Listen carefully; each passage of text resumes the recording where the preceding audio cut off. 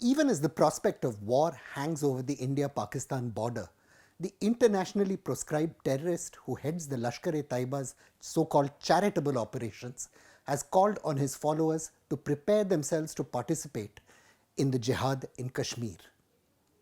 The Muslims ought not be strangers to wars, struggle, religious killing, fighting and battlefields, swords and arrows, blood and martyrdom, Hafiz Abdul Rauf told his audience at a Lahore mosque last week.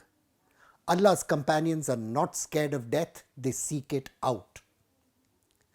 The inflammatory speech was delivered at the Masjid al-Qadsiya in Lahore, not far from a 200-acre complex the Lashkar-e-Taiba operates at Muridke, which is some 30 kilometers from the city.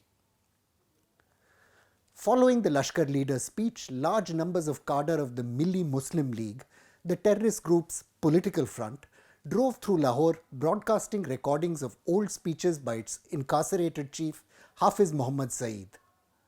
If you choke off our waters, Saeed had once said in response to earlier threats by India to halt the Indus Waters Treaty, we will choke off your breath and blood will flow in these rivers.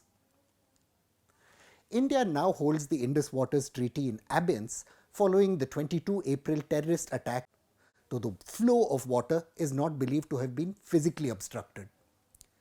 The abrogation of the treaty could theoretically allow India to build large storage dams on the Chenab, which would eventually restrict downstream flows to Pakistan.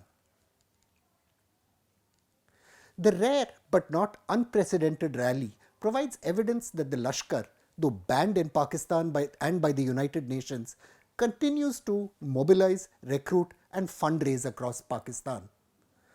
Rauf has been regularly leading prayers at the Masjid Qadsiya near Chauburji Chowk in Lahore, and photographs show him supervising construction of new Lashkar buildings in Rawalpindi.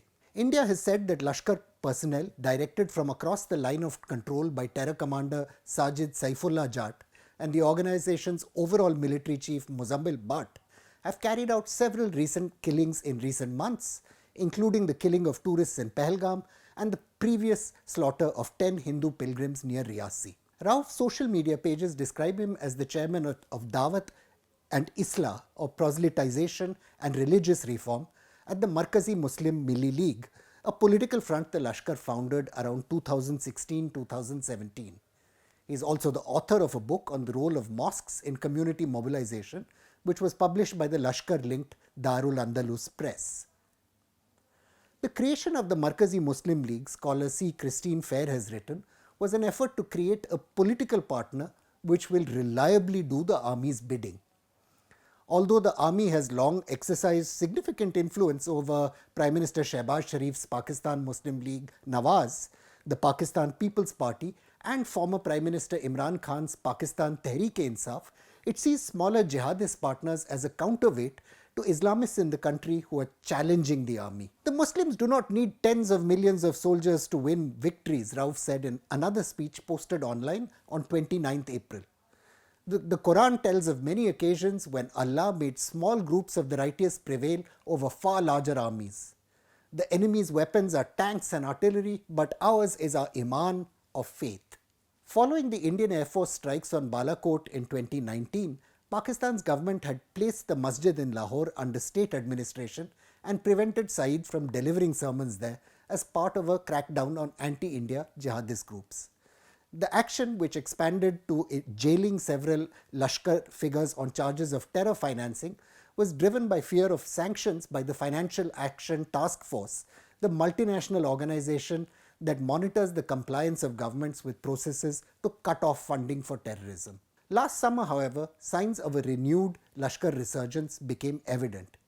In April 24, the organization held a public commemoration for terrorist Abdul Wahab, also known as Abu Saifullah and Sanam Jafar, who was killed days earlier by Indian forces near the town of Sopore in northern Kashmir. Al-Quds, an encrypted online forum that disseminates Lashkar propaganda, said that Wahab was the 5th resident of Barmang village who was killed in fighting in Kashmir.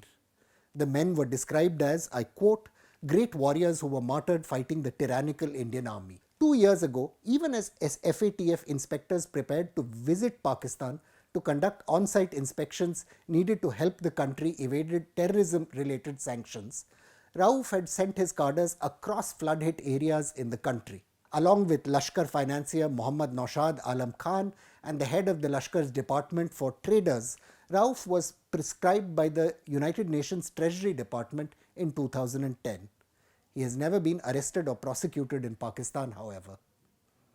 The issue of the Indus waters has long been a key platform for the Lashkar, which draws much of its rank and file from the families of landless peasants in arid southern Punjab.